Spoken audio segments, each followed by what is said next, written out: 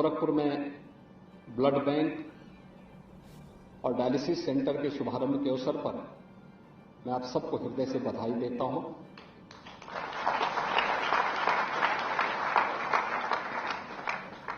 वास्तव में blood bank किसी भी मेडिकल संस्थान की एक आत्मा कही जा सकती है और आज के संदर्भ में इसके बगैर वहां की व्यवस्था का सुचारू रूप से संचालन होना अत्यंत चुनौतीपूर्ण है। एम्स गोरखपुर में यह सुविधा अब प्रारंभ हो गई है और मुझे लगता है कि एक एक करके उन सभी सुविधाओं में यहां वृद्धि हो रही है जो वर्षों से लोगों की एक भावनाएं थी।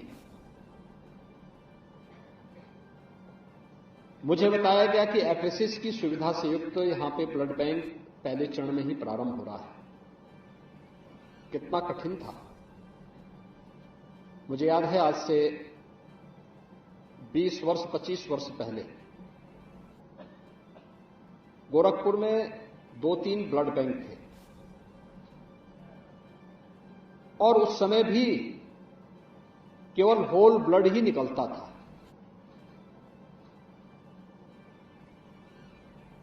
मेडिकल के क्षेत्र में मुझे एक लंबे समय तक नजदीक से कार्य को देखने का अवसर प्राप्त हुआ। पहले बीआरडी मेडिकल कॉलेज में खासतौर पर जब इंसेफेलाइटिस से जुड़े हुए मरीजों के उपचार और उस व्यवस्था को नजदीक से देखने का मुझे एक अलग अनुभव वहां देखने को मिला था। बाद में गोरखनाथ मंदिर ट्रस्ट के द्वारा एक छोटे से हॉस्पिटल का संचालन प्रारंभ हुआ, एक चैरिटी हॉस्पिटल। वहां की कार्य पद्धति को भी बहुत नजदीक से देखता था और मुझे आश्चर्य होता है कि उस समय गोरखपुर में आईसीयू नहीं थे, ब्लड बैंक थे, लेकिन ब्लड बैंक में उस क्वालिटी नहीं दे पाते थे। 2007 में पहला ब्लड सेपरेटर यूनिट मैंने ट्रस्ट की तरफ से, गोरखनाथ मंदिर ट्रस्ट की तरफ से गोरखनाथ मंदिर की गोरखनाथ चिकित्सालय में स्थापित करवाया। उस समय जब हम लोग भारत सरकार के ड्रग कंट्रोलर से इसके बारे में बात करते थे तो चौंकते थे कि क्या अच्छा ये सुविधा वहां पे दे रहे हैं। और 2014 में एफएसएस की पहली यूनिट हम लोगों ने गोरखनाथ मंदिर ट्रस्ट के हॉस्पिटल में लगाई। आप देखें हम तकनीकी दृष्टि से कितने हम लोग पीछे हैं।